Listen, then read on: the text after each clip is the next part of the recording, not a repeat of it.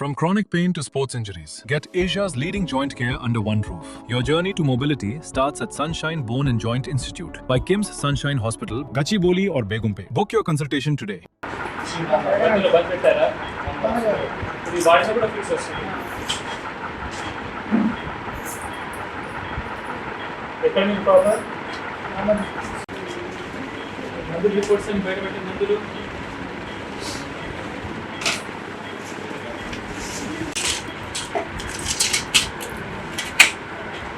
Tight అయింది కదా, tight అవుతుందా? బ్లడ్ ఒకసారి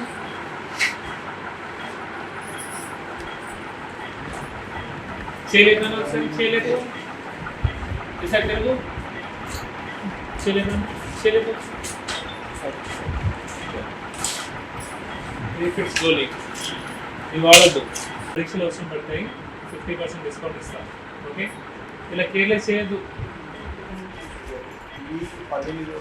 పక్షవాతం వచ్చినప్పుడు కొంచెం పెరుగుతుంది. ఓకే, ఇది వద్దు, ఇది వాడుకోవద్దు. ఇంకోటి ఈరోజు ఓపెన్ హార్ట్ సర్జరీ అయింది 2021 లాక్డౌన్ ఒప్పుకోలేదు నోట్లోకి వాడుకోవాలి. ఆయన ఫిగర్ ఉంటారు, ఎవరు తీసుకుంటారు? మీరు తీసుకుంటారా? సో మీ నంబర్ అదే ఇచ్చేయండి. ఓకే, ఫోన్ చేసినప్పుడు లేపాలి. ఓకే, ఎందుకంటే మళ్ళీ ఇబ్బంది కావద్దండి. ఓకే, బిల్ అయినాక అది డైరెక్ట్ కట్టండి.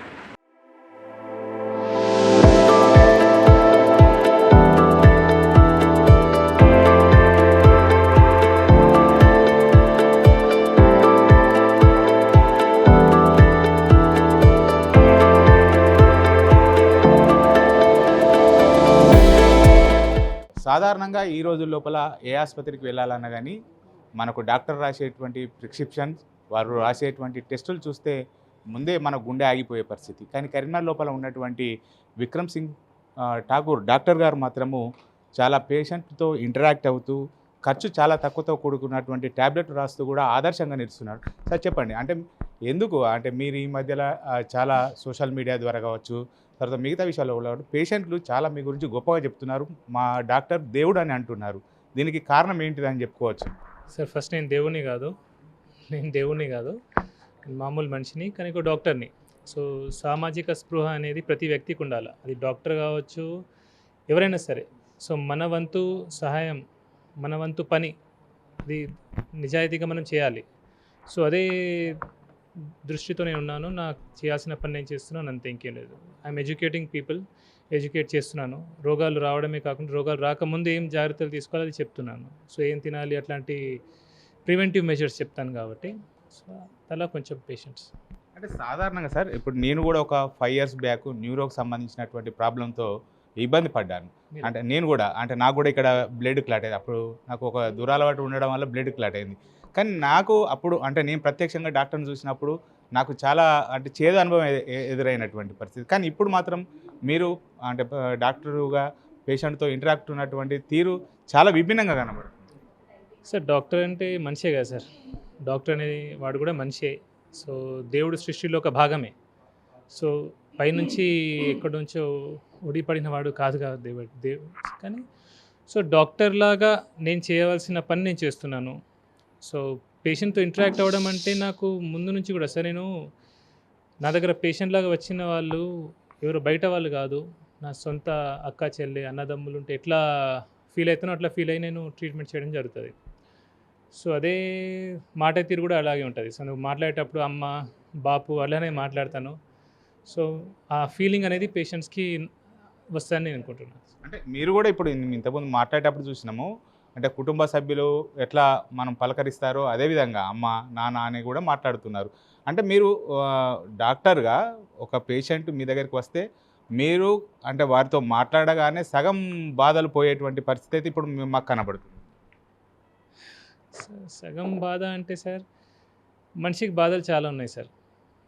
ఎందుకంటే మనిషి ఇప్పుడున్న పరిస్థితిలో, ఇప్పుడున్న ప్రపంచంలో ఆర్థిక ఇబ్బందులు, మానసిక ఇబ్బందులు, ఎన్నో రకాల ఆర్థిక ఇబ్బందులు, కుటుంబం పరంగా, ఆరోగ్యపరంగా ఎన్నో ఇబ్బందులు పడుతున్నారు. సో ఆ టైంలో ఒక మంచి మాట, ఒక మంచి పిలుపు కూడా ఆ పేషెంట్కి, ఆ మనిషికి ఒక సపోర్ట్ లాగా ఉంటుందని నేను అనుకుంటాను. అంటే ధైర్యం అనేది ఎస్, ధైర్యం ఇస్తే మనకు సగం రోగం తగ్గుతుంది సార్. సో ఎప్పుడైతే మాట్లాడతామో అప్పుడు ధైర్యంగా మనం ఒక డాక్టర్ లాగా ఇస్తే పేషెంట్ తృప్తి పడతారు. సో హోప్ అనేది ఉంటుంది. హోప్ అనేది చాలా చాలా ఇంపార్టెంట్. ఎందుకంటే ఎప్పుడైతే మనిషికి ఆశ అనేది ఉంటుందో క్యాన్సర్తో కూడా పోరాడి మనిషి బతకగలడు. కానీ ఆశ లేదనుకోండి, హోప్ లేదనుకోండి, చిన్న జ్వరం కూడా మనిషి చనిపోతాడు. అంటే ఇప్పుడు మీరు చూసినటువంటి సందర్భంలో, ప్రిస్క్రిప్షన్ చూసినటువంటి సందర్భంలో ఈ ట్యాబ్లెట్ వాడద్దు, ఈ ట్యాబ్లెట్ వాడద్దు అంటే కొన్ని ట్యాబ్లెట్లు వాడితే సరిపోతుందని అంటున్నారు. చాలామంది కూడా ఇప్పుడు ఉన్నటువంటి డాక్టర్లు అంటే టెస్టులు కోసం వెళ్ళినా కానీ మామూలుగా ప్రిస్క్రిప్షన్ రాసేవారు కానీ చాంతాడంత మనకు ఒక లిస్ట్ కనబడుతూ ఉంటుంది. అంటే నిజంగా మనకి అంటే ఈ సపోర్ట్గా అవసరం లేదంటారా?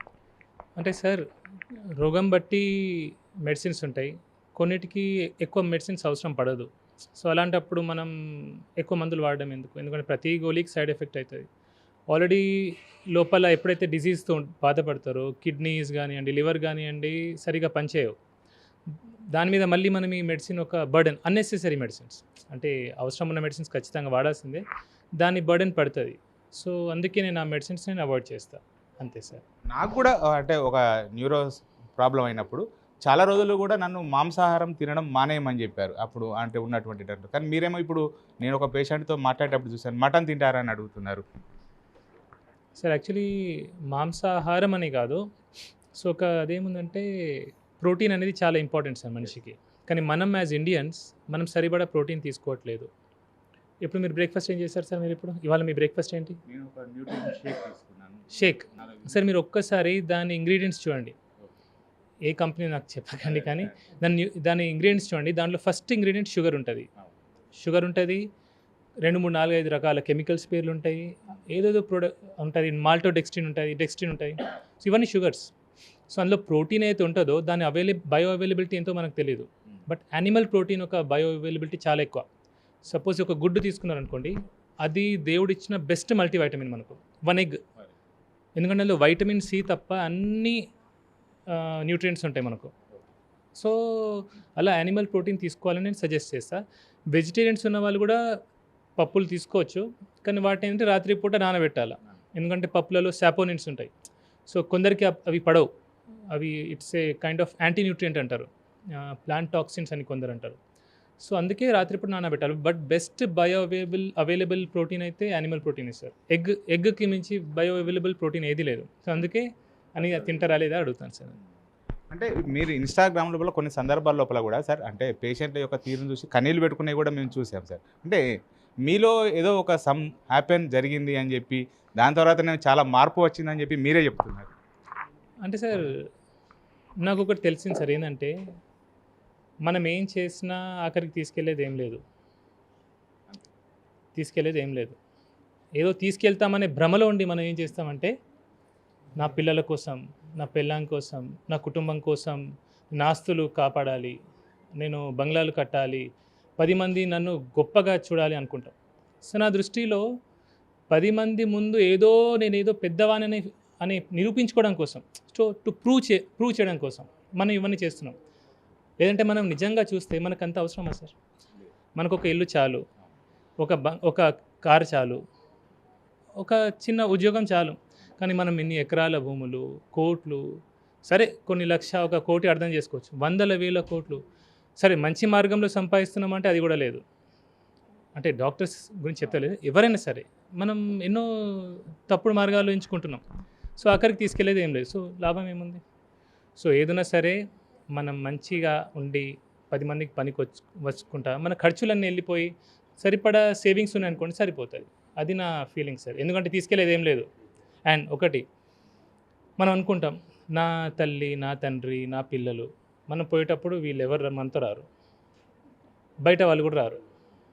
సో బయట వాళ్ళు మన వాళ్ళు అనేది మన భావన మాత్రమే, అంతేగాని బయట వాళ్ళు మన వాళ్ళు అనేది ఎవరు లేరు, అంతా ఒకటే. అది నేను అనుకుంటా సార్. అంటే సార్ కరీంనగర్ అంటే మెడికల్ చాలా అంటే మాఫియాకు ఒక పేరు అని చెప్పి చాలా ఇటు తెలంగాణ రాష్ట్రంలో కాక ఉమ్మడి ఆంధ్రప్రదేశ్లో కూడా కరీంనగర్ లోపల ఎక్కువ మెడికల్ మాఫియా ఉంటుంది. ఇక్కడ అనవసరమైనటువంటి మెడిసిన్స్ రాస్తారు, పెద్ద ఎత్తున ఉంటుంది, అంటే మొత్తం దందా నడుస్తుంది అని చెప్తారు. మీకు మిగతా డాక్టర్ల నుంచి ఏమైనా సమస్యలు ఎదురవుతున్నాయి సార్? లేదు సార్, నిజం చెప్తున్నా. ఇది మెడికల్ మాఫియా కరీంనగర్ అనేది నేను డాక్టర్స్ అందరూ ఇక్కడ ఉన్న డాక్టర్స్, పెద్ద పెద్ద డాక్టర్స్ కానీ, చిన్న డాక్టర్స్ కానీ, నేను చిన్నప్పటి నుంచి చూస్తున్నాను సార్. ఎలా అంటే నేను స్వయంగా వాళ్ళ దగ్గర ఒక పేషెంట్ లాగా వెళ్ళిన రోజులు కూడా ఉన్నాయి. ఇప్పటికి కూడా వాళ్ళు నన్ను ఒక తమ్ముడిలాగా, ఒక కొడుకులాగే చూస్తారు. అంతేగాని మెడికల్ మాఫియా అసలు నిజం చెప్పాలంటే ఏ డాక్టర్ కూడా ఇలా తప్పుడు చేయాలని ఎవరు అనుకోరు సార్. పేషెంట్ బాగుండాలని అనుకుంటారు. కానీ పరిస్థితులు కొన్ని చోట్ల, అన్ని చోట్ల అనను, ఇప్పుడు పేషెంట్స్ కూడా అవగాహన లేదు. సో వాళ్ళు ఎక్కడికి వెళ్ళాలి అనేది వాళ్ళు నిర్ధారించుకోవాలా, తెలుసుకోవాలా, ఇన్ఫర్మేషన్ ఉండాలా వాళ్ళకి. సో అది లేకుండా మనం జస్ట్ ఎవరో చెప్పారని ఎక్కడెక్కడ తిరుగుకుంటా వాళ్ళంతా. అండ్ డాక్టర్స్ కంటే కూడా సార్ నేను నోటీస్ చేసింది ఏంటంటే, ఎవరైతే నాన్ డాక్టర్స్ ఉంటారో, ఇప్పుడు డాక్టర్స్ కంటే నాన్ డాక్టర్స్కి హాస్పిటల్స్ ఎక్కువ ఉన్నాయి కరీంనగర్లో, పర్టికులర్లీ కోవిడ్ తర్వాత. సో ఇప్పుడు ఒక డాక్టర్ అనేవాడు, సో అందరు ఇలా చేస్తారని అనట్లేదు నేను, బట్ డాక్టర్కి పేషెంట్ పట్ల ఉండే ప్రేమ నాన్ డాక్టర్కి ఉండకపోవచ్చు.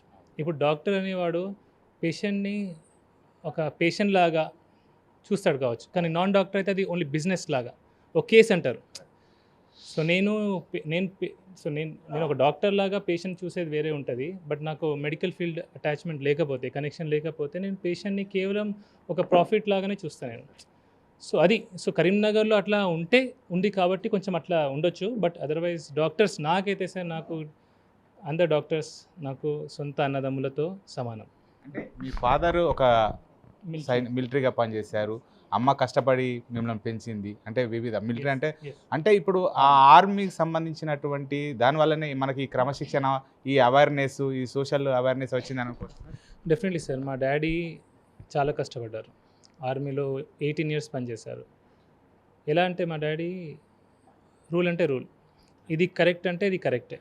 సో ఇది కాకుండా వేరే చేస్తే మనకు 10 రూపాయలు ఎక్కువ వస్తాయి అంటే అట్లాంటి పనులు మా డాడీ ఎప్పుడు చేయలేదు. మా అమ్మ కూడా, అరే నువ్వు ఏమైనా చేయి కానీ తప్పుడు పనులు చేయకు, చాలా కష్టపడి పెంచి పెద్ద చేశాను నన్ను. ఓకే, సో అందుకే పేదవాడి కష్టం తెలిసినప్పుడు మనం కొంచెం డబ్బు రాగానే మనం అది మర్చిపోవచ్చు సార్. ఎందుకంటే మనం కష్టాలు ఉన్నప్పుడు మన కష్టాలను మర్చిపోతే ఆ దేవుడు చూస్తాడు. సో అందుకే, ఎందుకంటే మనం 10 మందికి పనికి రాకపోతే ఎందుకు సార్ మన జీవితం? అది డాక్టర్ అయినా ఎవరైనా కానివ్వండి, సో 10 మందికి పనికి రావడమే మన పని, అంతే. ఈ రోజు లోపల చాలామంది కూడా సార్, అంటే ఈ కోవిడ్ తర్వాత కూడా చాలా న్యూరో సంబంధించినటువంటి వారికి ఇటు కొన్ని అంటే అడిక్ట్ వల్ల న్యూరో సంబంధించినటువంటి బాధలు పడుతున్నటువంటి పరిస్థితి. అంటే ఈ రోజు లోపల స్మోకింగ్ కానీ, ఆల్కహాల్ కానీ, ఇలాంటి యువతకు మీరు ఇచ్చేటువంటి సందేశం ఏంటి చివరి? ఫస్ట్ ఒకటి, మీరు ఫోన్లు వాడడం తక్కువ చేయాలి. ఫోన్లో రీల్స్కి బానిస అవ్వడం తప్పు. ఎవరి రీల్స్ అయినా కానీ, ఈవెన్ నా రీల్స్ కూడా, నా వీడియోస్ కూడా ఎక్కువ చూడడం కరెక్ట్ కాదు. సో ఫోన్కి బానిస కావద్దు ఒకటి. రెండోది, మనం ఎన్నో కారణాల వల్ల మందు తాగుతాం సార్. ఆల్కహాల్ తీసుకోవడానికి కారణాలు చెప్తాం, కారణాలు వెతుకుతాం. కానీ ఒక 40 ఏళ్ళు వచ్చిన తర్వాత అర్థమవుతుంది సార్, నా టైం అంతా వేస్ట్ చేసుకున్నాను. ఒక 40 years వచ్చిన తర్వాత ఆ టైంలో నేను ఇది చేస్తుంటే బాగుండేది కదా అని ఫీల్ అవుతాం. కానీ టైం మళ్ళీ తిరిగి వస్తుందా? రాదు. లేదంటే యువత ఈ మధ్యలో లవ్ ఫెయిల్ అయిందని, ఎవరో వద్దన్నారని, ఏదో అదొక one of the major causes sir. నేను చాలా నోటీస్ చేస్తా. ఎందుకు తాగుతున్నారా అంటే, చిన్న పిల్లలు వస్తారు నా దగ్గరికి, సార్ ఇట్లా అంటే నేను షేర్ చేస్తారు వాళ్ళు నాతో. సో వాళ్ళు ఏం చెప్తారంటే, ఇట్లా సార్ ఇలా లవ్ ఫెయిల్ ఇట్లా అంటే, ఆ అమ్మాయి బాగానే ఉంటుంది, ఆ అమ్మాయి కానివ్వండి, ఆ అబ్బాయి కానివ్వండి బాగానే ఉంటారు, మనకేమొచ్చింది సార్?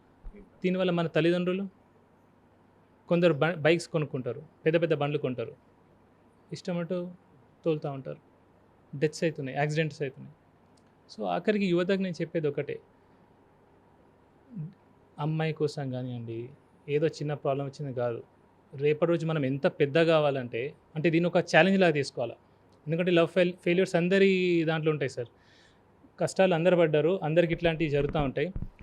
మనం రేపటి రోజు ఎంత ఎదగాలంటే, మనల్ని కాదు అన్న ఆ అబ్బాయి కానివ్వండి, అమ్మాయి కానివ్వండి బాధపడాలి.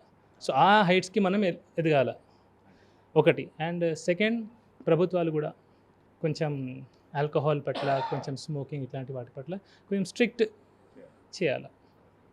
అంటే రానున్న రోజుల లోపల సార్, అంటే డాక్టర్ విక్రమ్ సింగ్ గారు ఇప్పుడు సోషల్ మీడియా ద్వారా అవేర్నెస్ కల్పిస్తున్నారు. అంటే రానున్న రోజుల లోపల ఇప్పుడు గ్రూప్ 1 కావచ్చు, మిగతా విద్యార్థులకు ఇలాంటి వారికి కూడా అవేర్నెస్ కల్పించేటువంటి అవకాశం ఉంటుందా సార్? మేము ఆశించవచ్చా కాలేజీలలో అట్లా? అవేర్నెస్ అంటే నాకు అర్థం కాదు. ఇప్పుడు చాలామంది కూడా ఇంటర్మీడియట్ డిగ్రీ లోపలనే విద్యార్థులు చెడు మార్గం వైపు వెళ్తూ ఉంటారు. స్మోకింగ్ కానీ మిగతా అలవాట్లు కానీ ఆ సమయం లోపలనే అలవాటు అవుతూ ఉంటాయి.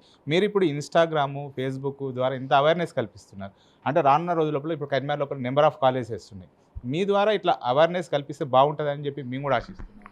షూర్ సార్, డెఫినెట్లీ నా వల్ల చేతనైన సహాయం నేను చేస్తా, చేతనైన అవేర్నెస్ నేను తీసుకొస్తా.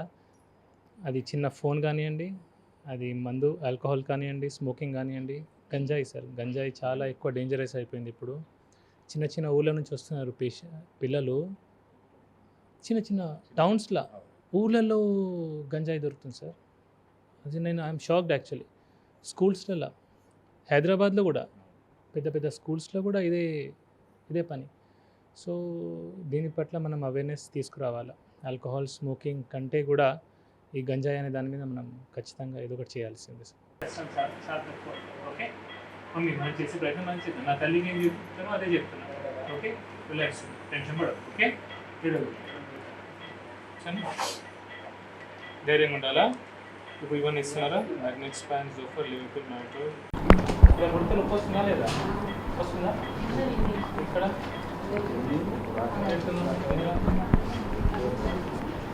रात्रि गोली वाड़ने हल्का ఉందా?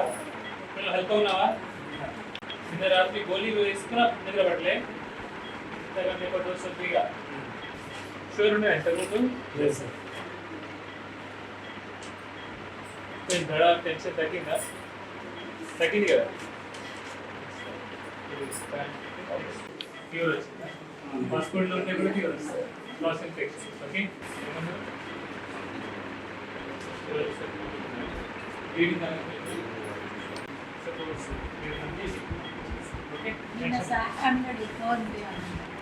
ఎక్కువ వెంట చేసుకుంటాను. టెన్షన్ ఏముంది?